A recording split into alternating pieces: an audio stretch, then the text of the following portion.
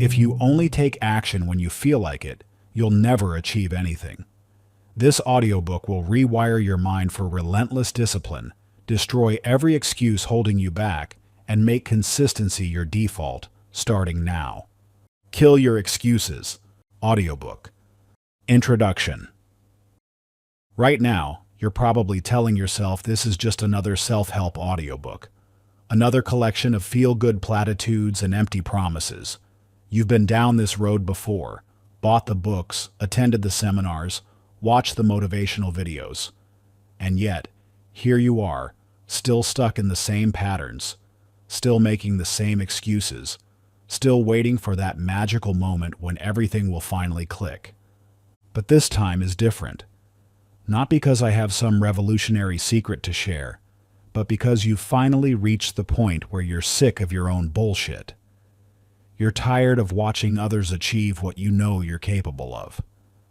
You're exhausted from the mental gymnastics of justifying why you can't start today, why you're not ready, why it's better to wait until conditions are perfect. The truth is brutal but simple. Your excuses, no matter how logical they sound, are killing your dreams one day at a time. That voice in your head that says, "I'll start Monday," or "I need to learn more first," or "I'm too busy right now." It's not protecting you.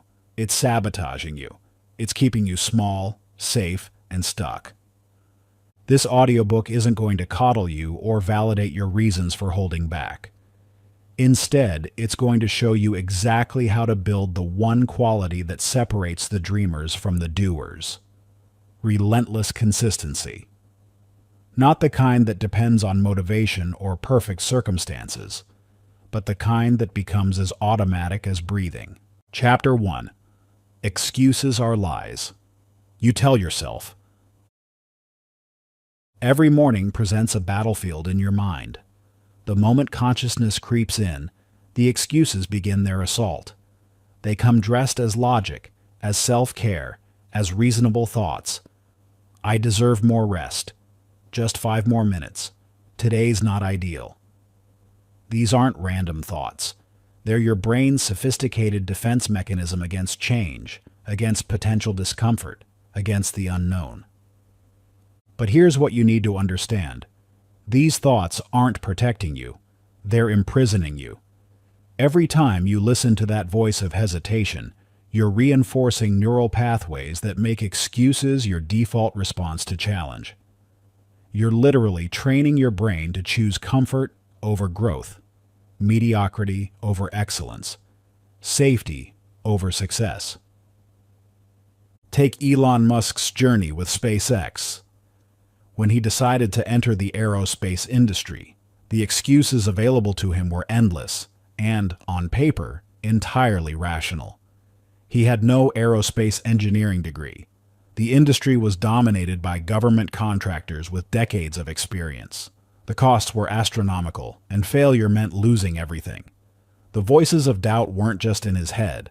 They came from experts, investors, and the entire aerospace community. But Musk understood something fundamental. Excuses, no matter how logical, are still excuses. Instead of letting them dictate his actions, he turned them into a checklist of problems to solve. No aerospace knowledge? He bought and read every relevant textbook he could find. No experience? He hired the best engineers in the industry and immersed himself in their work. Too expensive? He invested nearly his entire fortune from PayPal. When the first 3 rocket launches failed, he didn't retreat into excuses about how space is just too hard or maybe this isn't meant to be.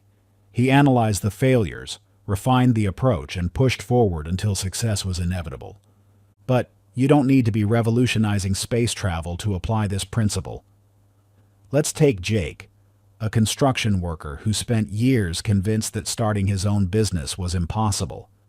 His excuses were the same ones you might be using right now. I'm too tired after work. I don't have enough time.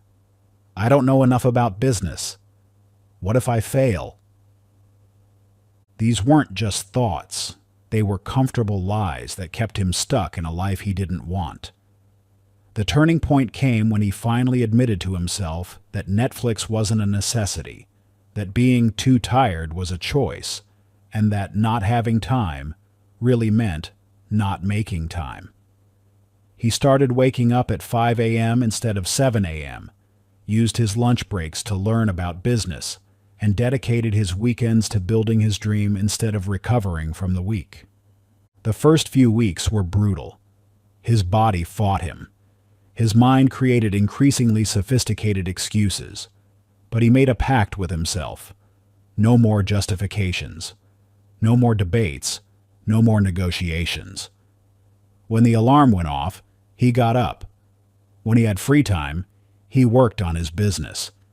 When he felt like quitting, he pushed through. Within a year, his side business was generating enough income to replace his full-time job.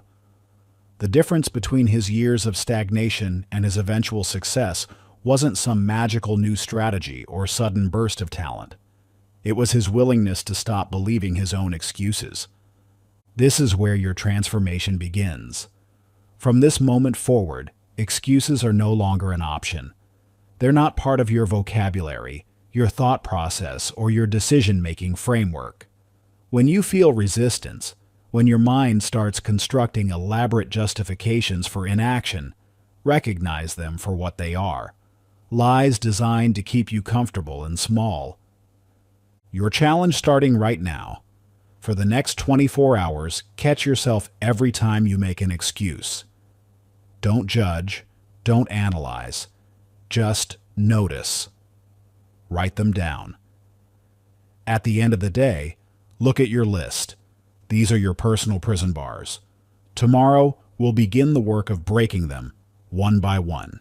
Chapter 2. The Real Reason. You can't stay consistent. You're staring at another fresh start, another Monday, another promise to yourself that this time will be different. But deep down, you know the pattern. The surge of motivation will fade, just like it always does. The real question isn't whether you can start. You've proven 1,000 times that you can start. The question is, why can't you keep going? The answer lies in a fundamental misunderstanding about how consistency works. You've been treating it like a daily choice, something that depends on how you feel when you wake up. But true consistency isn't a series of choices. It's the absence of choice. It's a standard you set once and then follow without question. Think about breathing. You don't wake up each morning and decide whether you'll breathe today. You don't need motivation to inhale and exhale. You don't negotiate with yourself about taking the next breath. It just happens, automatically, because it must. This is how consistency works for those who achieve extraordinary things. Observe Serena Williams. From the age of 4, she trained on cracked tennis courts in Compton, California. Her father would take her and Venus to practice before dawn, often in dangerous neighborhoods, through rain, through cold, through fatigue. There were days when young Serena didn't want to practice, days when her muscles ached, when other kids were playing, when the weather was miserable. But whether she felt like it or not wasn't part of the equation. This wasn't just about tennis practice. It was about building an unshakable foundation of consistency. By the time she reached professional status, Serena had logged tens of thousands of hours on the court. But more importantly, she had developed something far more valuable than technical skills. She had developed the ability to show up and perform regardless of circumstances. When she faced racism in predominantly white tournaments, she showed up. When she suffered injuries that would have ended most careers, she rehabilitated and returned. When she became a mother and faced life-threatening complications during childbirth, she fought her way back to the court. At an age when most players had long retired, she was still competing at the highest level. The secret wasn't motivation. Motivation is fickle and unreliable. The secret was that Serena had built consistency into her identity. It wasn't something she did. It was who she was. This is the fundamental shift you need to make.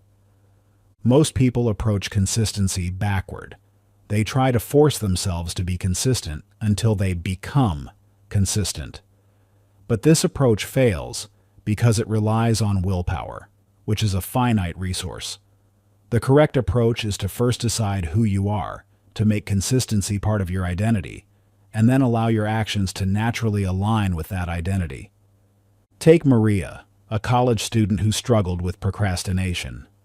Like many, she had convinced herself that she worked better under pressure. This was a lie, of course, a comfortable excuse that justified her poor habits. Her grades were average, but more importantly, she was constantly stressed, always racing against deadlines, always feeling behind. The turning point came when she realized that working better under pressure wasn't a personality trait. It was a choice she was making. She didn't actually perform better under pressure.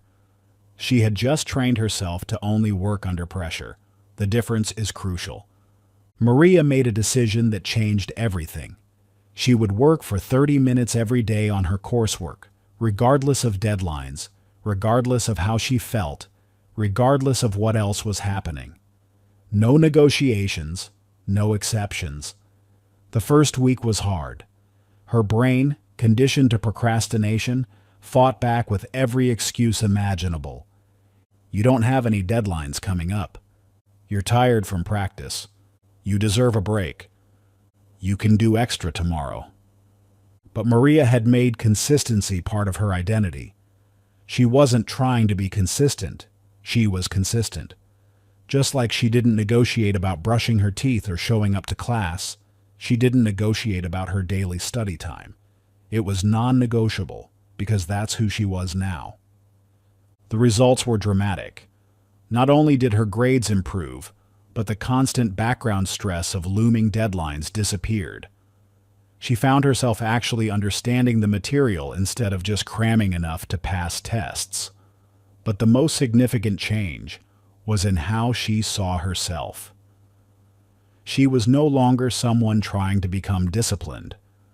She was someone who was disciplined. This is the technique I call locking in. Instead of leaving room for negotiation, you lock in your commitment at an identity level. You don't decide each day whether you'll do the work. You decide once who you are, and then you simply honor that identity through your actions. The process works like this. First, you make an identity-level decision. Not, I want to be more consistent, but I am consistent. Not, I'm trying to exercise more, but I am someone who exercises daily. This isn't positive thinking or affirmations. It's a fundamental decision about who you are. Second, you create non-negotiable standards that align with this identity. These aren't goals or intentions. They're rules. Just like you don't decide each morning whether to brush your teeth, you don't decide whether to follow through on your commitments. Third, you remove all wiggle room. No, I'll do it later. No, I'll make up for it tomorrow. No, just this once. The moment you allow for exceptions, you're back to making daily choices based on feelings. This is how you build consistency that lasts. Not through motivation, not through willpower, but through identity-level change that makes consistency your default state rather than something you have to force. Chapter 3. Embrace the pain you're avoiding. Every time you reach for your phone to escape a moment of boredom, every time you order delivery instead of cooking, every time you choose the easy path over the right one, you're making yourself weaker. This isn't about judgment. It's about understanding a crucial truth. Comfort is killing your potential. Society has engineered a world where discomfort is optional. With a few taps on your screen, you can avoid nearly every form of inconvenience or challenge. But this artificial comfort comes at a devastating cost. It erodes your capacity to handle real challenges. Like a muscle that atrophies from disuse, your ability to endure difficulty weakens every time you choose the easy way out. The relationship between comfort and growth is inversely proportional. The more comfortable you are, the less you grow. The less you grow, the more you settle for mediocrity. It's a vicious cycle that keeps you trapped in a life far below your potential. Take Malala Yousafzai's story. At age 11, when the Taliban began closing girls' schools in Pakistan's Swat Valley, she faced a choice: accept the comfortable path of compliance or risk everything for what she believed in. The comfortable choice would have been silence. Stay home. Stay safe. But Malala chose differently. She continued attending school in secret, writing about her experiences under a pseudonym for BBC Urdu. When most children would have been paralyzed by fear, she spoke out against the Taliban's oppression. She knew the risks. Death threats arrived at her home, her name appeared on kill lists, and still, she persisted.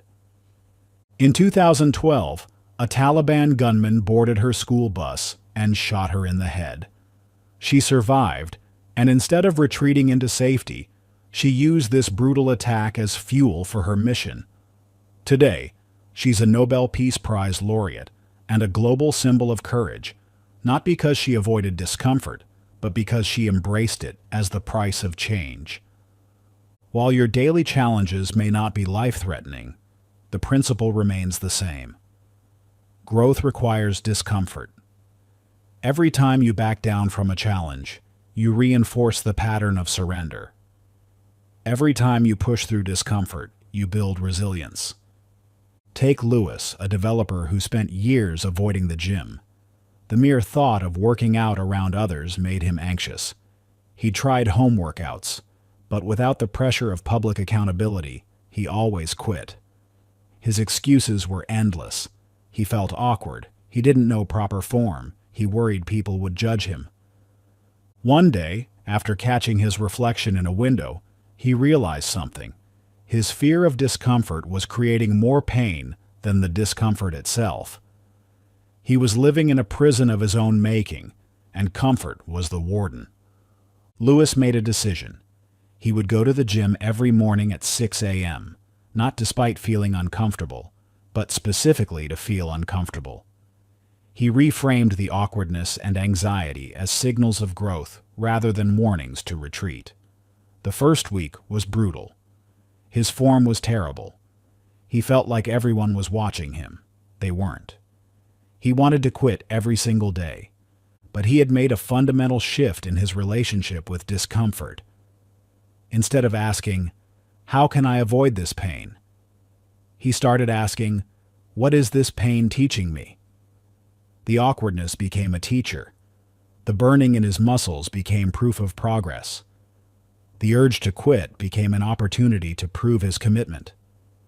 6 months later, Lewis had transformed not just his body, but his entire relationship with challenge. The gym was no longer a source of anxiety, but a temple of growth. More importantly, this new relationship with discomfort spilled over into every area of his life. He started speaking up in meetings, took on challenging projects at work, and even began dating after years of avoiding relationships. This is the secret that successful people understand. Comfort is not your friend. Every time you choose comfort over challenge, you're choosing stagnation over growth. The temporary relief of avoiding discomfort creates permanent barriers to your potential. Chapter 4. Motivation is a liar. You're riding high on motivation right now. The words in this audiobook have lit a fire inside you, and you feel invincible. You're convinced that this time will be different, that you'll finally follow through, that nothing can stop you. But we both know what's coming.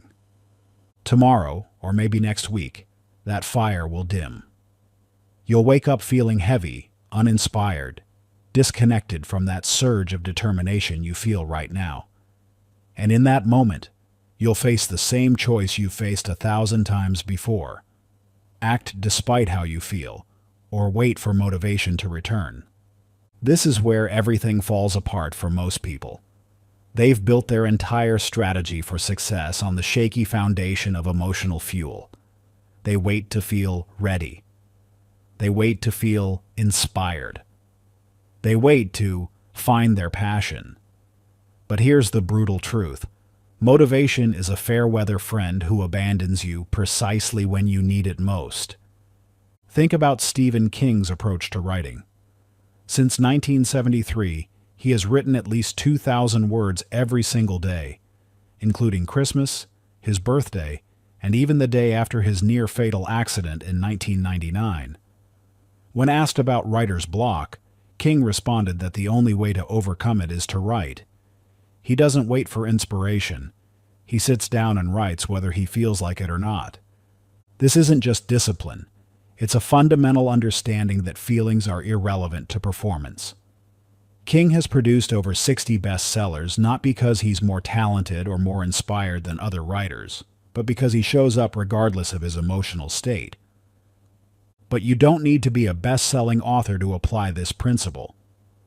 Look at Maya, a fitness coach in Denver who struggled with her own consistency. She had all the knowledge, all the equipment, and even a home gym. Yet she kept falling into the motivation trap. "I just don't feel like training today," she'd tell herself. "I'm not in the right headspace. I'll double up tomorrow when I have more energy." These seemed like reasonable thoughts in the moment. After all, shouldn't we listen to our bodies? Shouldn't we honor our feelings? But Maya noticed something crucial. Her most successful clients, the ones who actually transformed their bodies, never talked about motivation. They treated their workouts like brushing their teeth, non-negotiable, regardless of mood. This realization led Maya to experiment with a radical shift in mindset. Instead of waiting to feel motivated, she created a simple rule. If it's scheduled, it happens. No internal debate, no emotional check-in, no negotiation. Just like she wouldn't skip brushing her teeth because she wasn't feeling it, she wouldn't skip a workout because she wasn't motivated. The first few weeks were brutal. Her mind screamed for the old pattern of waiting until she felt energized. But something interesting happened around week 3. The internal resistance began to fade. Not because the workouts got easier, but because her brain stopped expecting motivation to be part of the equation. This is the key insight.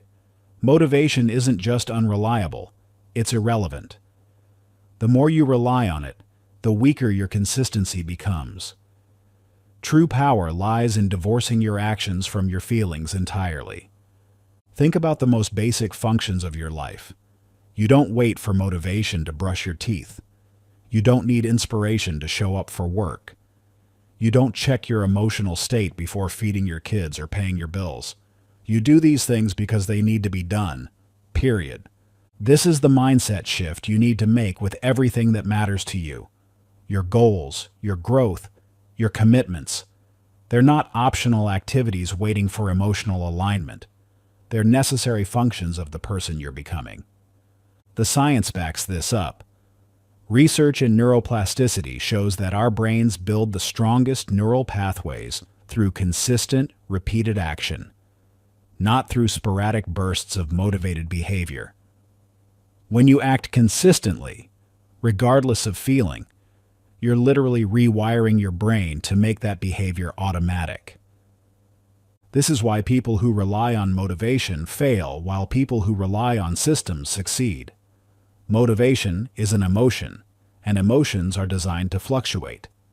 They're terrible foundations for lasting change. Instead of trying to generate or maintain motivation, you need to build a system that makes action automatic. This means creating non-negotiable standards. Define exactly what you'll do and when you'll do it, without room for emotional override. Eliminating decision points. Don't give yourself the opportunity to check in with your feelings. The moment you open that door, you've already lost. Building identity-based habits.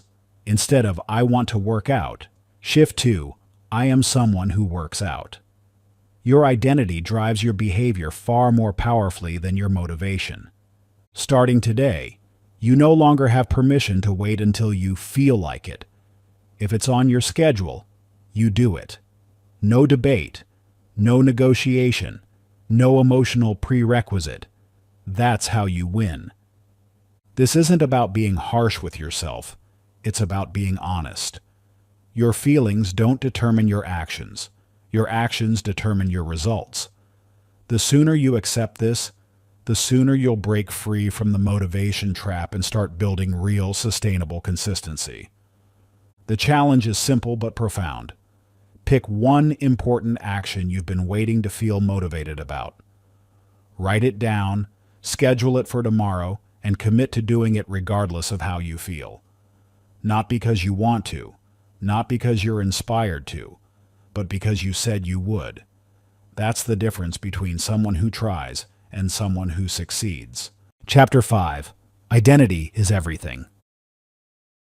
You keep trying to change what you do without changing who you are. Every morning you wake up and attempt to force new behaviors onto an old identity, but your actions will always align with your self-image, which is why you keep falling back into familiar patterns. Think about the labels you've accepted about yourself. I'm not a morning person. I can't stick to anything. I'm just naturally disorganized. These aren't neutral observations. They're prison sentences you've written for yourself. Every time you repeat these statements, you're reinforcing neural pathways that make change nearly impossible. Your brain is designed to maintain consistency between your actions and your self-image. When you try to act in ways that conflict with who you believe you are, your subconscious mind will sabotage you every time. It's not about willpower or motivation. It's about identity alignment. Consider Kobe Bryant's approach to excellence. While many players practiced hard, Kobe's dedication went beyond mere behavior. He didn't just do the work of an elite athlete. He became one at his core. His famous Mamba mentality wasn't just a catchphrase. It was an identity he embodied completely. He would arrive at 4 a.m. for practice, not because he had to force himself, but because that's who he was. The first one in, the last one out. When other players were finishing their regular practice sessions, Kobe would still be on the court, making 800 shots before he'd allow himself to leave. He didn't see this as extraordinary effort. It was simply what someone of his identity did. This identity-first approach is what separated him from other talented players. While others tried to copy his work ethic, they couldn't sustain it because they were attempting to adopt his behaviors without first adopting his mindset. They were trying to act like Kobe without becoming Kobe. Nathan, an accountant in Boston, struggled with this same disconnect. For years, he tried to build a reading habit, setting ambitious goals of reading 30 minutes every day. He bought the books, set reminders on his phone, and created a cozy reading nook in his apartment. But month after month, the books gathered dust. The problem wasn't his strategy, it was his story. Whenever someone asked about books, he'd say, "I'm not really a reader." He saw reading as something he should do, not something that was part of who he was. This subtle distinction made all the difference.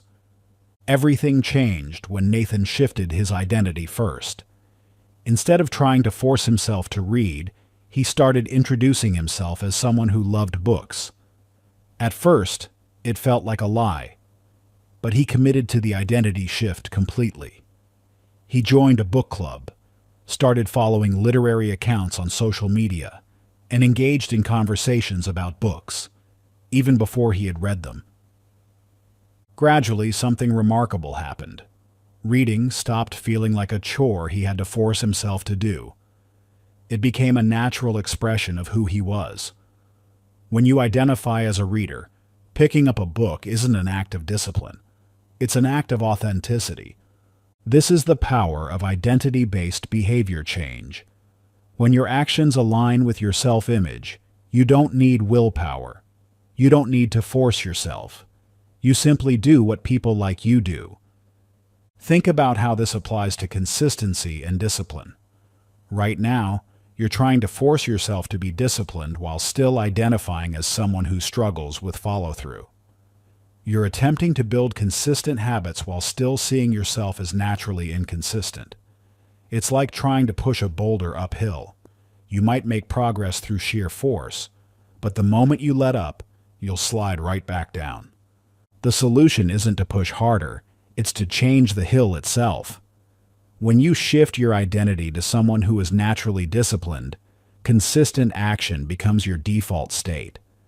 You don't have to force yourself to follow through because that's simply what someone like you does. This isn't about positive thinking or empty affirmations. It's about intentionally reconstructing your self-image to align with your desired outcomes. Start by paying attention to the stories you tell about yourself. Every time you say, "I'm not good at," or "I can't seem to," you're reinforcing an identity that keeps you stuck. Instead, begin declaring what you are, not what you want to be, not what you're trying to be, but what you are. I am disciplined. I am consistent. I am relentless. Your brain will resist at first, offering evidence of all the times you've been undisciplined. Ignore it. You're not describing your past. You're creating your future. Back this up with small actions that support your new identity. If you're disciplined, what would a disciplined person do right now? If you're consistent, how would a consistent person handle this situation? Let your new identity guide your choices. Remember, your old identity was built through years of repeated thoughts and actions. Your new identity will be built the same way. One decision, one action, one moment at a time. But it starts with a choice. Who are you going to be? Chapter 6. Burn your ships. Every time you start something new, you leave yourself a way out. It's subtle, almost unconscious, but it's there, lurking in the language you use and the commitments you make. I'll give it my best shot. Let's see how it goes. I'll try to stick with it. These aren't plans, they're escape routes, and as long as you keep these back doors open, you'll never achieve the consistency you crave. Your brain is masterful at finding the path of least resistance. When discomfort rises, when obstacles appear, when the initial excitement fades, it will always seek the easiest way out. That's why you need to make quitting more painful than pushing through. Think about how many times you've quietly abandoned your goals. The gym membership that went unused after January. The online course you never finished. The business idea you let fade away. Each time, you had a perfectly reasonable explanation for why it didn't work out. But the truth? You had given yourself permission to fail before you even started. Hernan Cortés understood this psychology of commitment when he landed in Veracruz in 1519. With just 600 men, he faced the daunting task of conquering the Aztec Empire. His men, naturally, were terrified. They had their ships waiting at the coast, an easy escape route back to Cuba. Cortés recognized that as long as retreat remained an option, his men would never fully commit to the mission ahead. So he made a decision that would echo through history. He burned the ships. Not just one or two, all of them. In that moment, he transformed the psychology of his entire army. Success was no longer a choice. It was the only option. This wasn't just a dramatic gesture. It was a profound understanding of human nature. When we have no way out, we find a way through. Take Emily, a marketing manager who spent years talking about starting her own agency. She had the skills, the connections, and the vision. What she didn't have was real commitment. She kept her comfortable job while planning her business on the side. Years passed and nothing changed. Then she did something that seemed crazy to everyone around her. She quit her job. Not after securing clients, not after building up savings. She quit with only 3 months of expenses in the bank. She knew herself well enough to recognize that as long as she had the safety net of a steady paycheck, she would never fully commit to her dream. The first month was terrifying. She had to learn to sell, to negotiate, to deliver results, all while watching her bank account shrink. But something remarkable happened. Her mind, finally freed from the possibility of retreat, found solutions she never would have discovered otherwise. She cold-called prospects she would have been too afraid to approach before. She worked 18-hour days without complaint. She figured out how to deliver high-quality work on impossible deadlines. Within 60 days, she had landed 3 major clients. By month 4, she was making more than her old salary. Today, her agency employs 12 people and serves clients across 3 continents. When asked what made the difference, her answer is always the same. I burned my ships. I made failure so terrifying that success became my only option. This is the power of eliminating escape routes. When you make commitment absolute, your mind stops wasting energy on what-ifs and starts focusing entirely on how-tos. Think about your current goals. Where have you built in subtle escape clauses? Maybe you're trying to get in shape instead of committing to specific, measurable outcomes. Perhaps you're seeing if you can write a book instead of setting non-negotiable daily word counts. These linguistic loopholes seem harmless, but they're sabotaging your success before you begin. Real commitment requires real consequences. If you want to write, prepay for a writing retreat 6 months from now. If you want to get in shape, book and pay for a photo shoot 3 months out. If you want to build a business, invest money you can't afford to lose. Create situations where backing out would cause more pain than pushing through. This isn't about being reckless. It's about understanding the psychology of human behavior. We will always choose comfort over growth unless we make comfort impossible. That's why people who publicly announce their goals are more likely to achieve them. That's why putting money on the line dramatically increases follow-through. That's why having an accountability partner who checks in daily leads to better results than trying to change alone. Your challenge today is simple but profound. Identify one major goal and burn your ships. Not metaphorically. Take real, irreversible action that commits you to follow through. Book something you can't cancel. Pay for something you can't refund. Tell people you can't face if you quit. Make the cost of giving up so high that your brain has no choice but to find a way forward. Because when retreat becomes impossible, victory becomes inevitable. Remember, the path to consistency isn't about having more willpower. It's about having fewer options. Burn your ships and watch how quickly "I'll try" transforms into "I will." Chapter 7. Your feelings are irrelevant. You wake up to your alarm, exhausted. Your body feels like lead, your mind foggy with sleep. The warmth of your bed wraps around you like a cocoon, and that familiar voice in your head starts its daily negotiation. Just 5 more minutes. You're too tired. You'll make up for it tomorrow. This moment, this exact intersection between comfort and commitment, is where your future is decided. Because while you're lying there, debating with yourself, someone else is already lacing up their shoes. They're not more motivated. They don't feel better. They're just as tired, just as tempted to stay in bed. The only difference? They've learned that feelings are irrelevant to action. Your brain is designed to protect you from discomfort.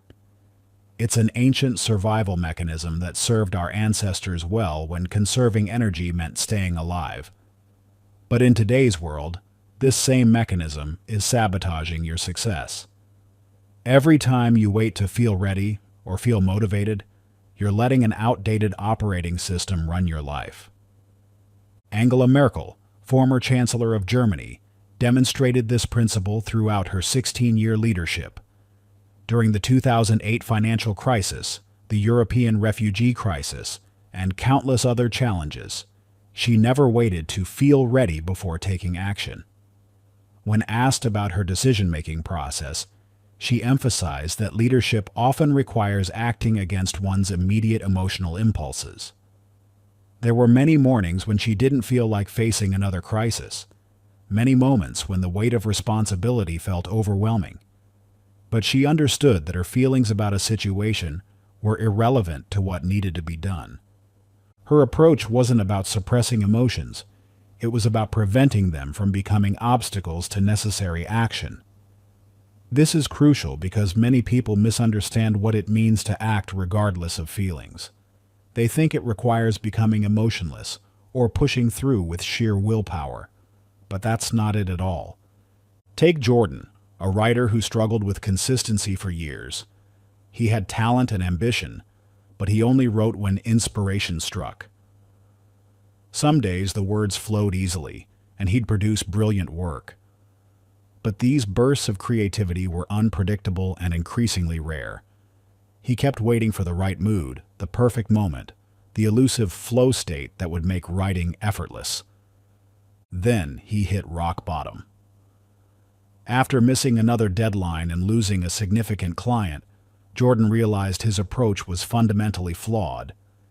He decided to try something radical, writing for 2 hours every morning, regardless of how he felt about it. The first week was excruciating.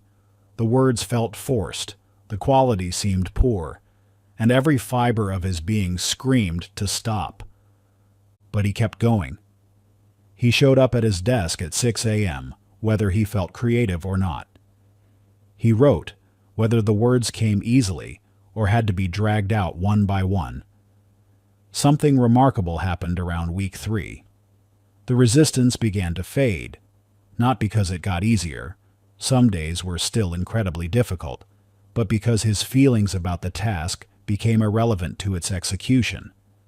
Within 6 months, Jordan had completed more work than in the previous 2 years combined. The quality of his writing actually improved because he was practicing consistently rather than waiting for sporadic bursts of inspiration. But the most profound change wasn't in his output.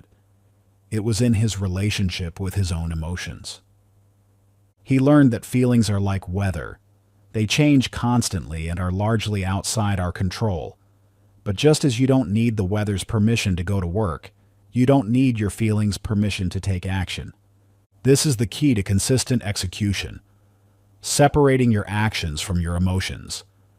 It's not about ignoring how you feel or pushing through with brute force. It's about recognizing that feelings are irrelevant to the task at hand. Think about brushing your teeth. You don't wait until you feel inspired to do it. You don't negotiate with yourself about whether you're in the mood. You just do it because it needs to be done. This is the mentality you must develop toward everything that matters in your life.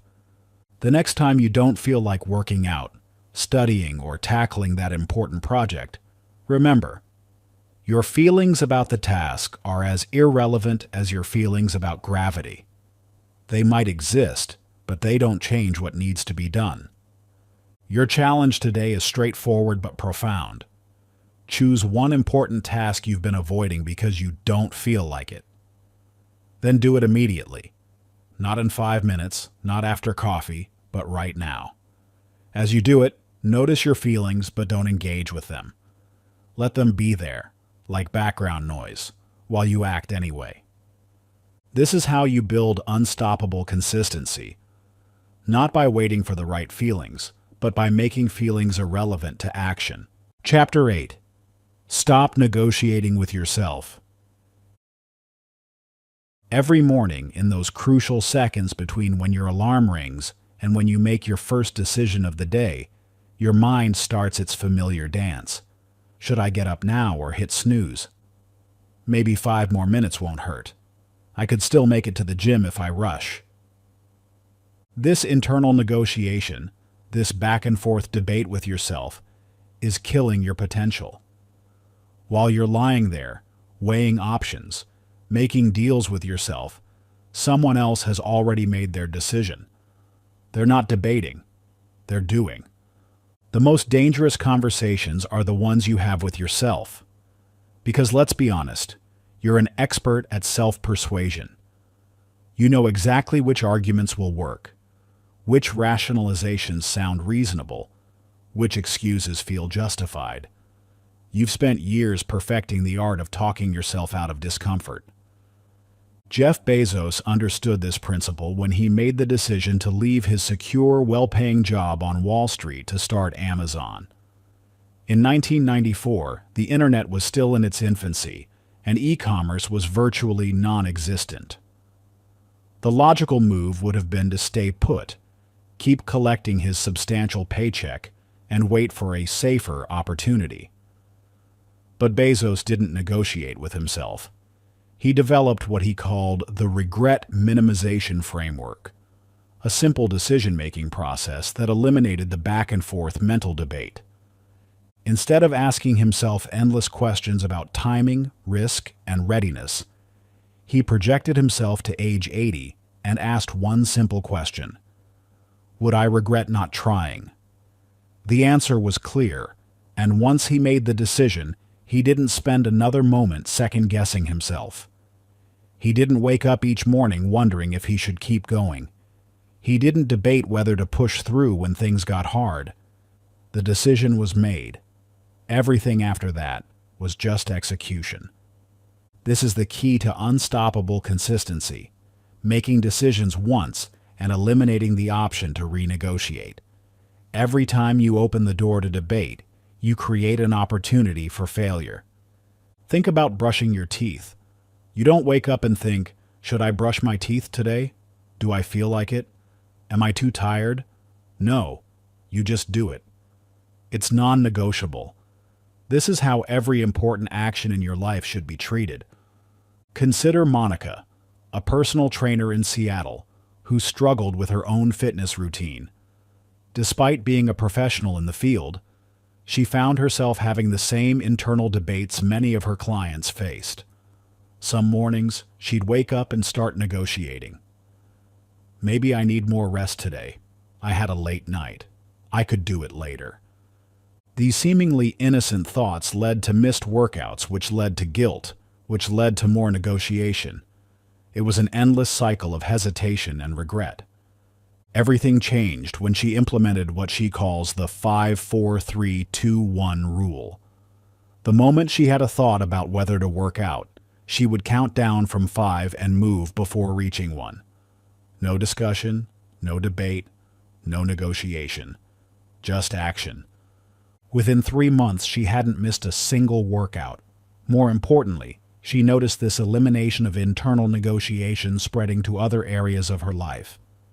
When it was time to make cold calls for her business, she didn't debate, she dialed. When it was time to handle difficult conversations with clients, she didn't procrastinate, she scheduled them immediately. Her business doubled that year, not because she worked twice as hard, but because she stopped wasting energy on internal negotiations. Every minute you spend debating with yourself is a minute you could have spent taking action. This is why motivation fails you. It invites negotiation. When you rely on feeling motivated or ready, you're essentially asking your brain for permission to act. But your brain is designed for survival, not success. It will always choose comfort over growth, safety over risk, the known over the unknown. The solution isn't to get better at negotiating with yourself. The solution is to eliminate negotiation entirely. This means creating what I call decision-free zones in your life, areas where you've already determined the action you'll take, regardless of circumstances. Want to build a successful business? Make the decision once that you'll work on it for 2 hours every morning before anything else. No daily debate about whether you have time or if you should check email first. Want to get in shape? Decide once that you'll train 4 days a week and then remove all other options. Don't wake up and ask yourself if you feel like going to the gym. The decision was made yesterday, last week, last month. Today is just execution.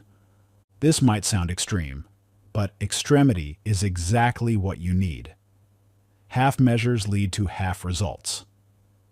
When you leave room for negotiation, you leave room for failure. Think about it. Every great achievement in history was accomplished by people who stopped negotiating with themselves. Martin Luther King Jr. didn't wake up each morning and debate whether to continue the civil rights movement. Mother Teresa didn't question whether she should help the poor that day. They made their decisions once, and everything after that was simply following through. You must become equally decisive in your own life. Every time you catch yourself in negotiation, should I really make those calls today? Maybe I could start the diet tomorrow instead. Recognize that you're in danger. These seemingly innocent moments of debate are where dreams go to die. The next time you find yourself negotiating, remember, the decision has already been made. You decided when you set your goals. You decided when you committed to change. You decided when you started listening to this audiobook. Everything else is just noise. Your challenge today is to identify one area of your life where you constantly negotiate with yourself. It could be your morning routine, your work habits, your exercise schedule, anything where you frequently debate whether to follow through. Now, make one final decision about it. Write it down. Make it concrete. From this moment forward, it's non-negotiable. No more should I, just I will. Because every time you negotiate, you lose. And you've lost enough already. Chapter 9. Systems beat willpower. Every time. You're sitting at your desk, staring at your phone, knowing you should be working. Your willpower is engaged in an exhausting battle. Part of you wants to stay focused, while another part craves the dopamine hit of social media. This mental tug-of-war is draining your energy, and eventually willpower will lose. It always does. This is why you can't stay consistent. You've been relying on the wrong power source. Willpower is like a battery that drains throughout the day. Every decision, every temptation, every moment of resistance depletes it until there's nothing left. By evening, when you should be working on your side business or hitting the gym, your battery is dead. Barack Obama understood this principle deeply. During his presidency, he faced hundreds of critical decisions daily. He recognized that willpower was a finite resource, so he eliminated unnecessary choices. He wore only gray or blue suits, ate the same breakfast, and followed rigid routines. By removing these minor decisions, he preserved his mental energy for matters of national importance. This wasn't about discipline. It was about systems. Think about your morning routine. If you rely on willpower to get up early, you'll fail when you're tired or stressed. But if you place your alarm across the room, set your coffee maker on a timer, and lay out your workout clothes the night before, you've created a system that works regardless of how you feel. The most successful people don't have more willpower. They just understand that systems trump intentions every time. They design their environment to make good choices automatic and bad choices difficult. Observe Kevin, a coder in Portland who struggled with productivity. Every morning he'd sit down at his computer with the best intentions. Today will be different, he'd tell himself. Today I'll stay focused. But within an hour, he'd be checking his phone, scrolling through social media, or falling down YouTube rabbit holes. He tried using willpower. He tried positive self-talk. He tried setting goals. Nothing worked consistently. Then he discovered the power of systems. First, he created a focus fortress, a dedicated workspace where his phone stayed in another room. He installed website blockers that activated automatically during his work hours. He set up his computer to launch directly into his development environment when started, removing the temptation to check email first thing. The results were immediate. His productivity doubled, not because he suddenly developed iron willpower, but because he removed the need for willpower entirely. The system made the right choice, the easy choice. This is the key to unstoppable consistency. Stop relying on your unreliable self and start building systems that make success automatic. Think about brushing your teeth. You don't rely on willpower to maintain this habit. You have a system. The toothbrush is right there on your bathroom counter, visible every morning and night. The act is tied to specific locations and times. You don't debate whether to do it. The system handles the decision for you. Now imagine applying this same principle to every important area of your life. Want to work out consistently? Don't rely on motivation. Set up a system where your gym bag is packed the night before, your workout buddy is waiting for you at a specific time, and the route to the gym is on your way to work. Make skipping harder than showing up. Want to eat healthier?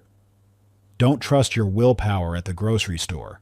Create a system where you shop with a pre-made list, never go shopping hungry, and keep no junk food in your house. The system makes the decision before temptation has a chance to strike. Your challenge today is to identify one area where you've been relying on willpower and replace it with a system. Be specific. If you want to read more, don't just say, "I'll try to read before bed." Instead, create a system. Place a book on your pillow every morning. Set an alarm for reading time and put your phone in another room during that period. Because here's the truth. Willpower didn't build Rome, and it won't build your empire either. Systems will. Chapter 10. The Power of Small Wins. You're staring at your goals, feeling that familiar mix of excitement and dread. The voice in your head says, "This time will be different. This time I'll completely transform my life." You make grand plans. 2-hour workouts, a complete diet overhaul, writing 3 chapters a day. But deep down, you know what's coming. You've been here before. The enthusiasm lasts a few days, maybe a week. Then reality sets in. You miss one workout, skip one writing session, eat one forbidden meal, and suddenly your perfect plan crumbles. This cycle of ambition and failure isn't just frustrating, it's destroying your ability to build lasting change. You think the problem is lack of commitment, but you're wrong. The real issue, you're trying to sprint a marathon. Every time you attempt massive change, you're fighting against the fundamental way your brain works. Your mind doesn't care about your ambitious goals. It cares about survival, comfort, and maintaining homeostasis. When you try to force radical transformation, you trigger an internal resistance that's nearly impossible to overcome. Lionel Messi's journey to becoming one of the greatest footballers of all time wasn't built on dramatic transformations. Despite his natural talent, he faced significant challenges, including a growth hormone deficiency that could have ended his career before it began. But his path to greatness wasn't forged through revolutionary breakthroughs. It was built through thousands of small, consistent actions. Every day, young Messi would practice his ball control, not for hours at a time, but in short, focused bursts. He didn't try to master every aspect of the game simultaneously. Instead, he broke down complex skills into their smallest components. He would practice the same simple moves repeatedly, making microscopic improvements that were almost invisible to observers. These tiny adjustments in foot placement, body positioning, and ball touch accumulated over time, eventually creating the seemingly magical control that defines his play today. The lesson isn't just about sports, it's about how sustainable change actually happens. Your brain responds to small wins by releasing dopamine, creating a positive feedback loop that makes you want to continue. Each minor success builds confidence, creates momentum, and rewires your neural pathways for consistency. Think about how you learned to walk. You didn't just stand up one day and start running. You began with rolling over, then crawling, then pulling yourself up, then taking a single wobbly step. Each small victory laid the foundation for the next. Consider Olivia, a graphic designer in Seattle who dreamed of becoming a professional artist. For years, she told herself she needed perfect conditions to create: a dedicated studio space, expensive supplies, and hours of uninterrupted time. She would occasionally block out entire weekends for art, only to feel overwhelmed by the pressure and end up binge-watching Netflix instead. Her breakthrough came when she stopped trying to be Picasso overnight. Instead, she committed to just 10 minutes of sketching each morning while her coffee brewed. No pressure, no expectations. Just 10 minutes with a simple pencil and paper. The first few days, her sketches were basic, almost childlike. But something interesting happened. Some mornings, 10 minutes naturally stretched into 20. On weekends, she found herself reaching for her sketchbook instead of her phone. The tiny commitment had removed the mental barrier of not enough time and the pressure of creating masterpieces. Within 6 months, she had filled 3 sketchbooks. Her skills improved gradually but consistently. She started sharing her work on Instagram, gained a following, and began receiving commission requests.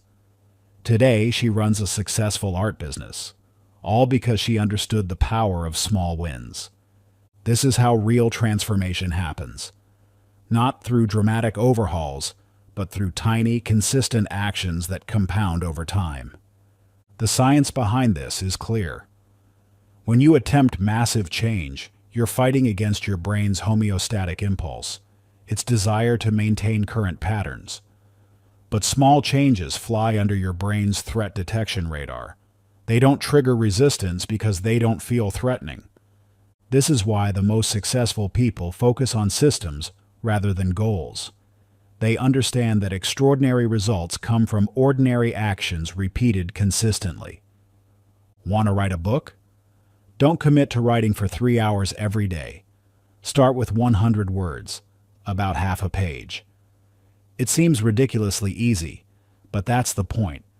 You're not trying to write a masterpiece. You're building the habit of showing up. Want to get in shape? Forget about 2-hour gym sessions. Start with 5 push-ups every morning.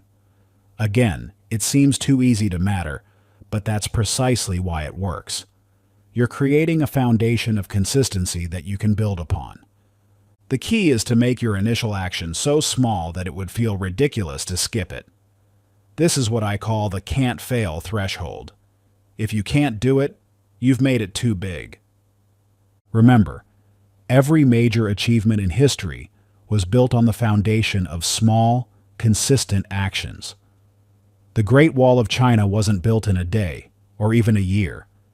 It was built brick by brick, day after day, over centuries. Chapter 11. Fall in love with the process. You're doing everything right. Showing up, pushing through, forcing yourself to stay consistent. But something feels off. Each task is a battle, each habit a burden. You're grinding your teeth through workouts, dragging yourself to the desk, treating every productive action like a punishment you must endure. And deep down, you know this won't last. Because no one can sustain something they hate forever. This is where most people get discipline completely wrong. They think it's about forcing themselves to do what they despise, wearing their misery like a badge of honor. No pain, no gain, right? Wrong. This mindset is exactly why you keep failing. Think about it. How long can you really maintain something that makes you miserable? How many times have you white-knuckled your way through a habit, only to abandon it the moment your willpower cracks? This isn't discipline. It's self-torture, and it's time for a completely different approach. Magnus Carlsen, the highest-rated chess player in history, provides a perfect example of what real mastery looks like. From the age of 5, Carlsen didn't just study chess, he immersed himself in it with genuine joy. Even now, as a grandmaster who has achieved every possible accolade in the game, he spends countless hours analyzing positions, exploring variations, and diving deeper into the complexities of chess. What's remarkable isn't the amount of time he dedicates to chess, it's how he approaches it. In interviews, Carlson often speaks about the pure pleasure he finds in the game. He doesn't force himself to study. He has to force himself to stop.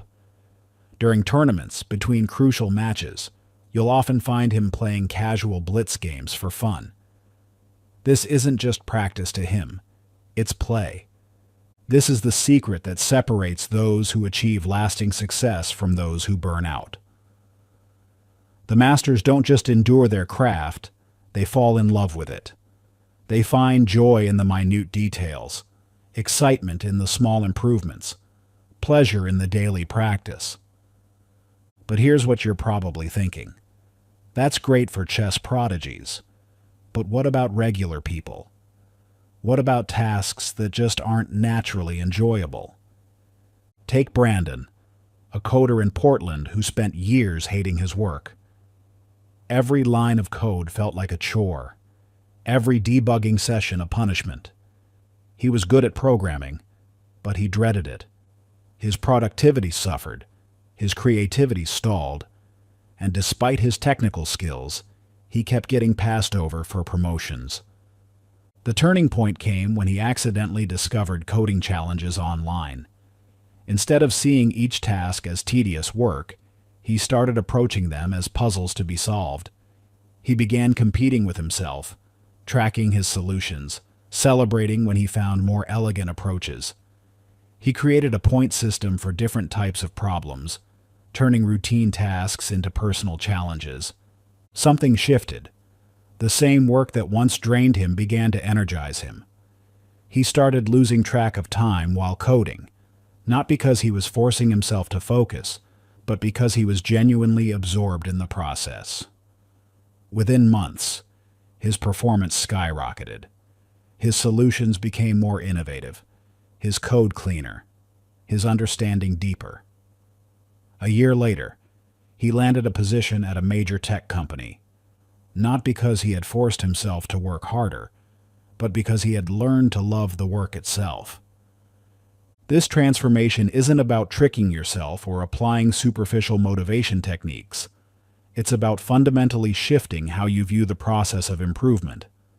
The key is to stop treating discipline as a necessary evil and start approaching it as a game you can master.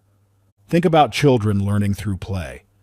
They don't need to force themselves to practice walking, talking, or exploring their environment. They do it naturally because they're engaged in the process, fascinated by their own improvement, excited by each new capability they develop. You can recreate this same dynamic in any area of your life. Instead of dreading your workout, focus on the fascinating way your body adapts and strengthens. Rather than forcing yourself to write, explore the joy of crafting the perfect sentence. Don't just count calories. Become curious about nutrition and how different foods affect your energy and mood. This shift requires 3 key elements. First, you need to break free from the suffering equals success mindset. Pain is not a prerequisite for growth. While discomfort is often part of the process, it shouldn't be the primary experience. The most sustainable progress comes when you find genuine enjoyment in the journey. Second, you must become curious about the details. Masters don't just go through the motions, they explore the nuances. They find fascination in the small adjustments, the tiny improvements, the subtle variations that others overlook. This curiosity transforms mundane practice into engaging exploration. Third, you need to create feedback loops that make progress visible and exciting. Track your improvements, celebrate small wins, and find ways to make the process itself rewarding. When you can see your growth, even tiny steps forward become intrinsically motivating. The science behind this approach is clear. When you engage in activities you enjoy, your brain releases dopamine, which not only makes the experience pleasurable, but also enhances learning and skill acquisition. By finding genuine enjoyment in the process, you create a self-reinforcing cycle of improvement. This doesn't mean every moment will be fun or that you'll never face challenges. but it does mean that the overall journey becomes sustainable and fulfilling rather than a constant battle against yourself. Take your current goals. Instead of asking, "How can I force myself to do this?" ask, "How can I make this something I want to do?" If you're trying to build a meditation practice, explore different techniques until you find one that resonates. If you're working on business skills, turn learning into a game by creating challenges and rewards for yourself. Remember, the goal isn't to eliminate effort, it's to transform how you experience that effort. When you genuinely enjoy the process, consistency becomes natural. You no longer need to force yourself to show up because you want to be there. Your challenge for today: take one activity you currently dread and redesign it as a game or exploration. Don't just change the surface. Really think about how you can find genuine curiosity and enjoyment in the process. What aspects could be interesting if you approach them differently? How could you make the practice itself rewarding? Because here's the truth: the people who achieve lasting success aren't the ones who endure the most pain. They're the ones who figure out how to love the journey. Chapter 12. Stay consistent when life gets hard. You've been crushing it. Waking up early, hitting your workouts, staying focused on your goals. Then life happens. Maybe it's a family emergency, a work crisis, or just one of those weeks where everything seems to go wrong. Suddenly, your carefully built routines feel impossible to maintain. This is the moment where most people's discipline crumbles, and where you have the opportunity to prove you're different. The truth is, anyone can stay consistent when life is easy. Real discipline reveals itself in the chaos, in the moments when you have every legitimate reason to quit. These aren't just challenges, they're opportunities to prove what you're made of. Consider Oprah Winfrey's journey. In 1977, she was fired from her position as co-anchor at Baltimore's WJZ-TV. The station manager told her she was unfit for television news and demoted her to a lower-ranking position. She was dealing with workplace discrimination, personal trauma from her past, and the crushing weight of public failure. These weren't just excuses, they were real, significant obstacles. But instead of letting these challenges derail her, Oprah used them as fuel. While working her demoted position, she poured herself into developing her skills. She didn't just maintain her effort, she doubled down. She studied harder, prepared more thoroughly, and seized every opportunity to improve. Even when assigned to the lower-rated talk show, People Are Talking, she approached it with the same dedication she would have given a primetime slot. This wasn't just persistence, it was adaptive discipline. When one path closed, she found another. When traditional success seemed impossible, she redefined what success looked like. She kept showing up, kept learning, kept pushing forward, not because circumstances were ideal, but because she refused to let circumstances dictate her effort. This is the mindset that separates those who achieve lasting success from those who remain stuck in cycles of starting and stopping. It's not about maintaining perfect conditions. It's about maintaining momentum, no matter what. Take Alex, a single father in Detroit working 2 jobs to support his family. He had every legitimate reason to put his fitness goals on hold. Between his warehouse job during the day and driving for a delivery service at night, he barely had time to sleep, let alone work out. The gym membership he couldn't afford and the schedule that left no room for traditional exercise would have been perfect excuses to quit. But Alex understood something crucial. Adaptation beats perfection. Instead of giving up when he couldn't follow his ideal routine, he created new routines that fit his reality. He started doing push-ups during his delivery breaks.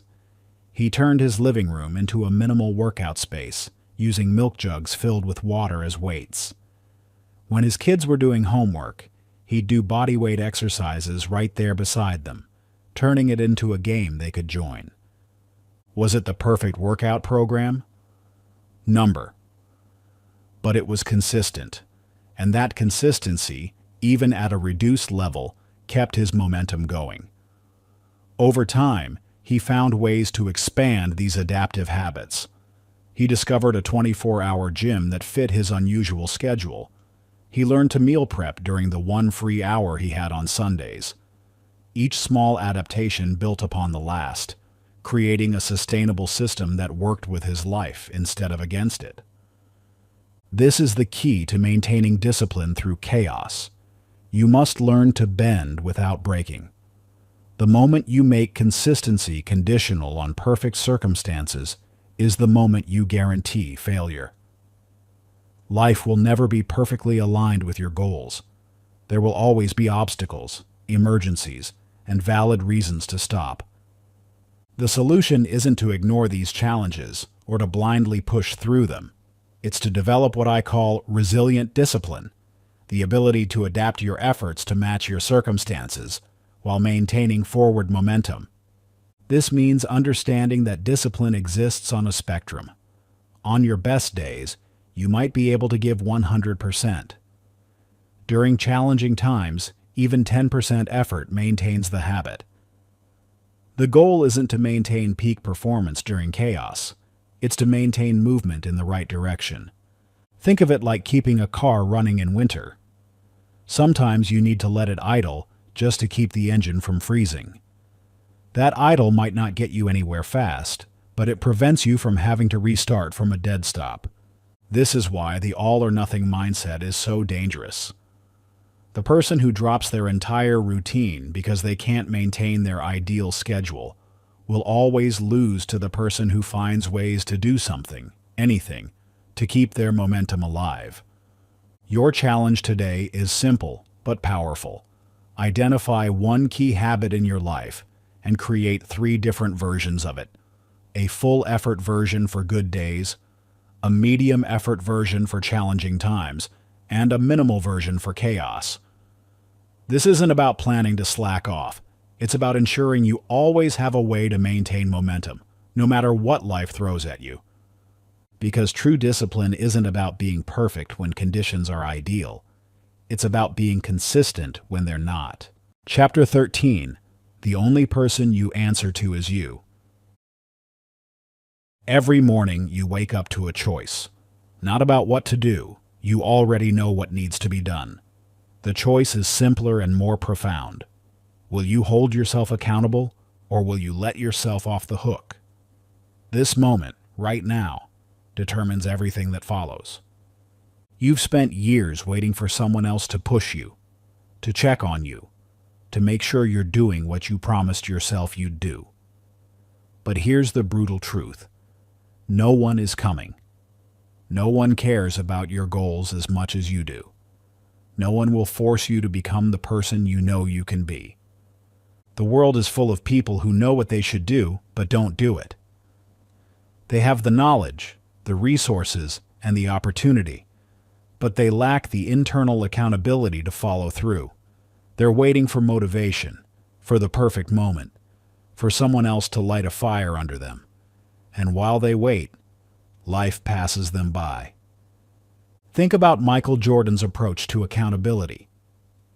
During the 1998 NBA Finals against the Utah Jazz, Jordan was battling a severe stomach virus, what became known as the flu game. He could barely stand up straight during timeouts. The team doctors advised him not to play. He had every legitimate excuse to sit out. But Jordan held himself to a different standard. Not just about showing up, about performing at his absolute peak, regardless of circumstances. He didn't need his coaches, teammates, or fans to push him. He pushed himself harder than anyone else could. The result? He played 44 minutes and scored 38 points, leading the Bulls to a crucial victory. What's remarkable isn't just that he played, it's that he demanded excellence from himself even when he had every reason not to. He wasn't accountable to the crowd, to his team, or to his legacy. He was accountable to his own unshakable standard. This level of self-imposed accountability isn't just for elite athletes. Look at Liam, a software developer who spent 3 years trying to launch his own business. Every attempt ended the same way, with excuses. The market wasn't ready. His partners weren't reliable. He didn't have enough capital. He was constantly looking for external factors to blame for his failures. Then one day, after another failed launch, Liam had a realization. No one was going to make this work except him. Not his mentors, not his business partners, not the market, just him.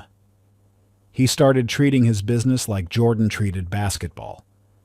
Every detail, every decision, every outcome became his responsibility. He created a ruthless tracking system for his daily actions. Every morning, he wrote down his commitments for the day. Every evening, he reviewed what he actually did. No sugarcoating, no rationalizing, just raw honesty about whether he met his own standards or not. When he missed a target, he didn't look for excuses. Instead, he asked himself, if I were holding an employee to this standard, would I accept these reasons for not delivering? The answer was always no. This simple shift, treating himself as both the boss and the employee, eliminated his ability to rationalize failure. Within 6 months, his business was profitable.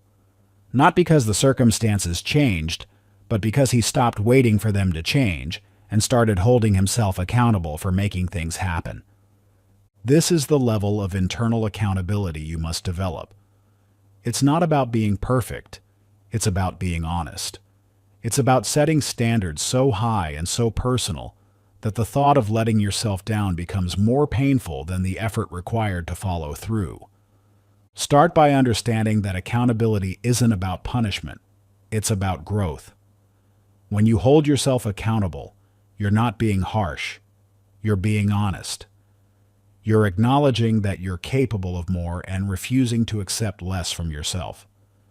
The key is to make your commitments concrete and your review process ruthless. Write down what you promise yourself you'll do, not vague intentions like, I'll try to work out more, but specific commitments. I will complete my workout at 6 a.m. tomorrow. Then, track your follow-through with absolute honesty.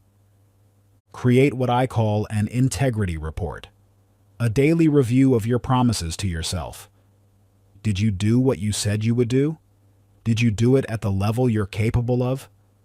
If not, what stopped you? Not what excuse you told yourself, but what really stopped you. This level of self-examination feels uncomfortable at first. Good. Comfort is the enemy of growth.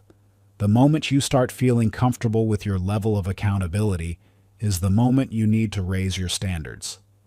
Remember, every time you let yourself off the hook, you train yourself to accept failure. Every time you hold yourself accountable, you build the habit of success. This isn't about being perfect. It's about being honest with yourself about your effort and your capabilities. Chapter 14. Kill your old self. Every morning you wake up as two people, who you are and who you could be. Right now, these two versions of yourself are at war. The stronger version, the one who executes without hesitation, who refuses to make excuses, who demands excellence, is being held back by a weaker version that you've allowed to survive for far too long. This weak version of you has mastered the art of self-sabotage.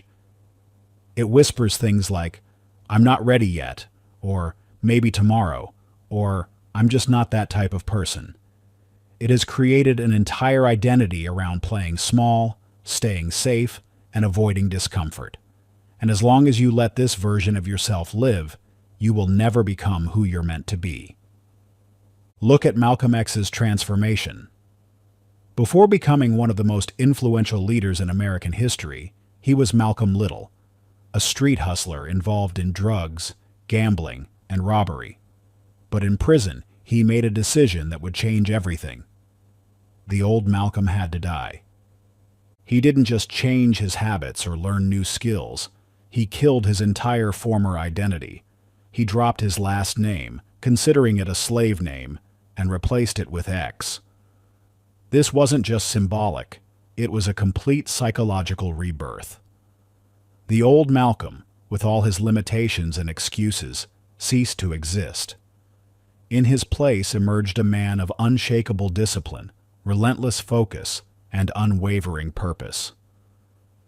Within a few years, he transformed from someone who could barely read into a voracious scholar who would study for 15 hours straight.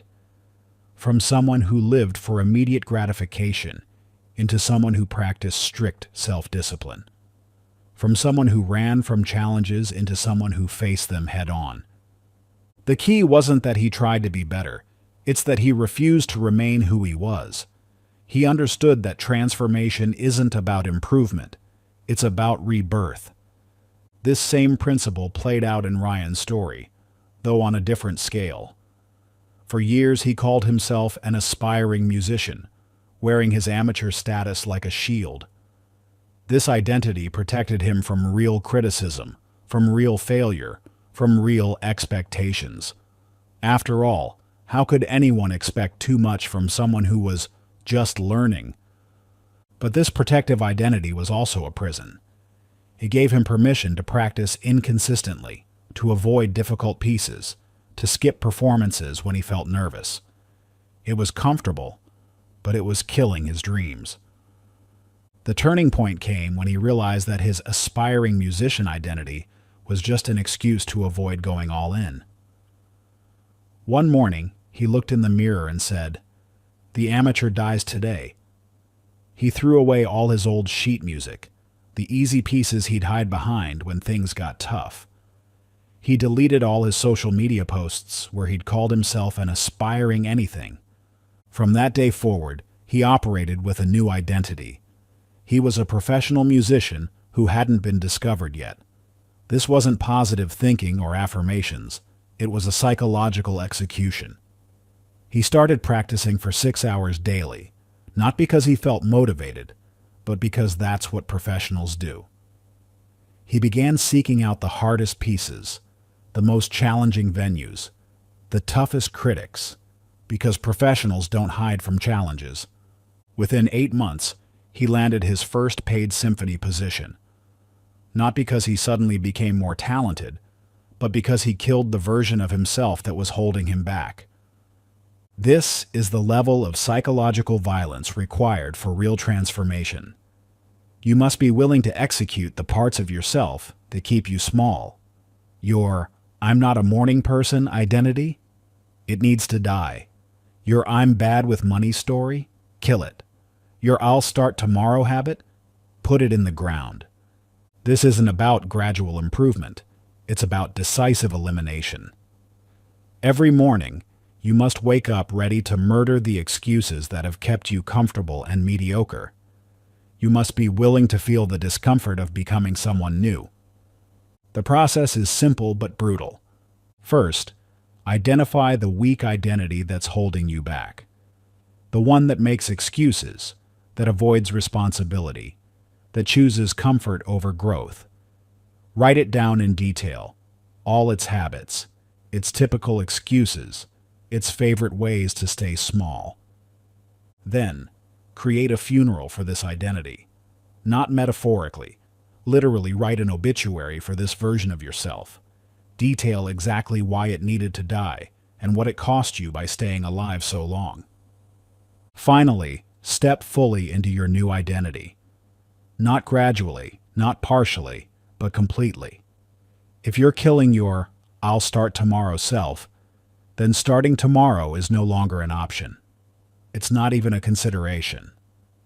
That person is dead, and dead people don't make decisions. This might sound extreme, but anything less is just self-improvement theater. Real transformation requires real death. The death of your limiting identities, your comfortable excuses, your safe mediocrity. Your challenge today is simple, but profound. Choose one weak identity that's been holding you back. Write its obituary. Detail exactly why it needed to die and what it cost you by staying alive so long. Then burn it. Not metaphorically, actually write it down and set it on fire. Because from this moment forward, that version of you no longer exists. Chapter 15. Living the No Excuses Life.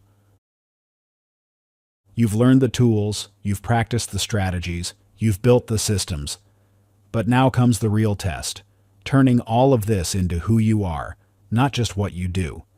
Because there's a fundamental difference between someone who follows discipline and someone who embodies it. Think about where you are right now. You might be consistent with a few habits, maybe even achieving some goals. But are you living a truly no-excuses life? Or do you still negotiate with yourself? Still find clever justifications for taking the easy route when things get tough? Let's be brutally honest. Most people live in a constant state of compromise with their potential. They do what's required when it's convenient, push themselves when they feel motivated, and follow through when conditions are perfect. But that's not mastery. That's just sophisticated mediocrity. Dwayne "The Rock" Johnson embodies what it means to live without excuses. His daily routine starts at 4 a.m., not because he needs to wake up that early, but because that's who he is. When filming back-to-back movies, he maintains his training schedule, sometimes working out at 2 a.m. before a 14-hour shoot. During the early days of his career, he would train after wrestling matches, often at midnight, despite physical exhaustion and injuries. But here's what makes him different. He doesn't view this as extraordinary effort. For him, it's simply normal. When asked about his insane schedule, he says, "I don't work 14-hour days because I have to. I do it because I want to." That's the difference between trying to be disciplined and embodying discipline. This isn't about motivation or even dedication, it's about identity. The Rock doesn't wake up and decide whether to train. He doesn't weigh the pros and cons of getting up at 4 a.m. He doesn't negotiate with himself about whether he's too tired. He simply executes because that's who he is. The same principle played out in Vanessa's journey, though on a different scale. As a school teacher, she had dreamed of running a marathon for years. She had all the usual excuses: long work hours, family commitments, not enough energy.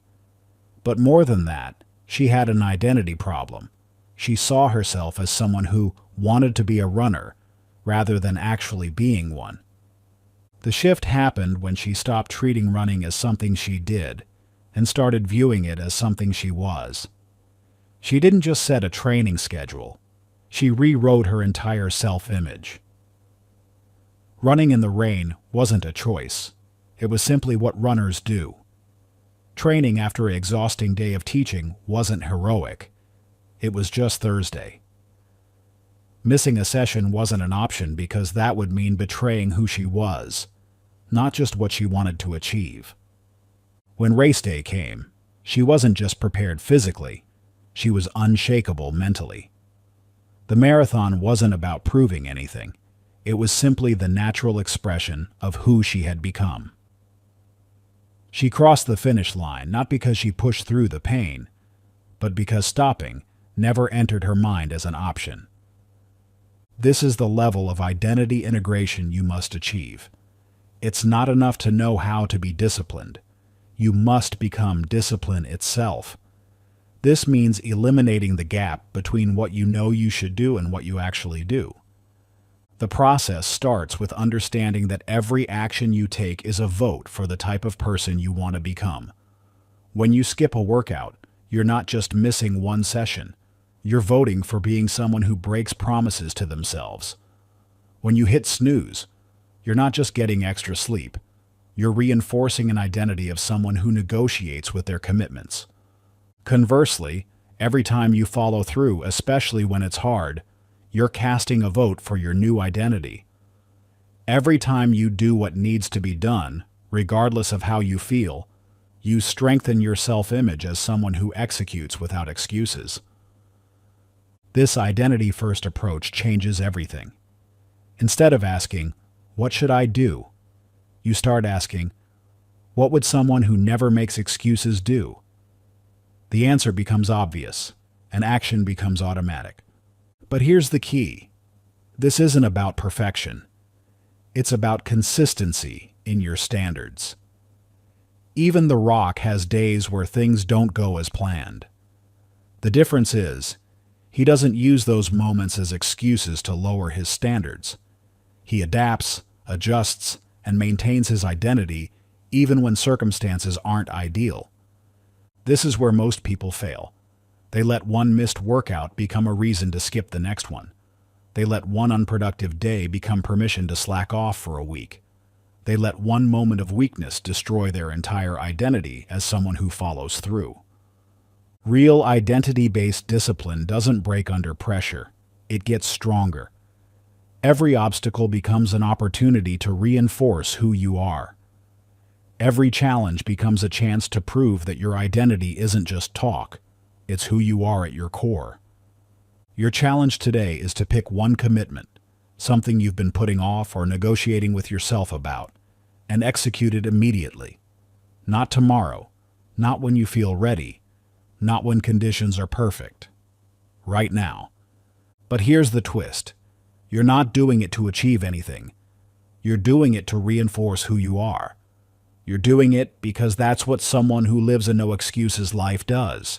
You're doing it because anything less would be out of alignment with your identity.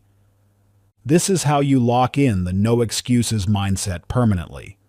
Not through motivation, not through willpower, not even through systems, but through becoming someone who simply doesn't operate any other way. The time for half measures is over. The time for trying your best is done. From this moment forward, you are someone who executes without excuses. Period. Conclusion. You've reached the end of this audiobook, but let's be clear about something. This isn't an ending. It's a beginning. Everything you've learned, every strategy, every mindset shift, every uncomfortable truth has been preparation for what comes next, the rest of your life. The tools are in your hands. You understand that excuses are just comfortable lies. You know that motivation is unreliable and that systems trump willpower. You've learned how to force yourself into action, how to build unshakable consistency, and how to kill the version of yourself that keeps making excuses. But here's the brutal truth. None of that matters if you close this audiobook and return to your old patterns. Knowledge without action is just entertainment. You didn't listen to this audiobook to be entertained. You read it to transform. From this moment forward, you must become someone who does, not someone who plans to do. The version of you who made excuses, who broke promises to yourself, who waited for motivation, that person needs to die today. In their place stands someone unshakable, someone who doesn't negotiate with their goals, someone who simply executes. This isn't about trying to be disciplined anymore. You are discipline. It's not about forcing yourself to be consistent. You are consistency. This identity isn't something you need to earn. It's something you need to claim right now. Look at your life right now. What excuses have you been making? What goals have you been postponing? What changes have you been waiting to make? Those ends today, not tomorrow. Not when you feel ready. Not when conditions are perfect. Today. The knowledge you've gained is powerful, but only if you use it. Only if you transform it from theory into practice, from concepts into actions, from potential into results. You have everything you need. The only question that remains is, will you use it? Remember, this audiobook wasn't meant to motivate you. It was meant to transform you, to kill the part of you that accepts mediocrity, to awaken the part of you that demands excellence. You're not hearing these words to feel inspired. You're hearing them to become someone new. The tools are in your hands. The knowledge is in your mind. The only thing left is to prove, through action, that you're ready to become unstoppable.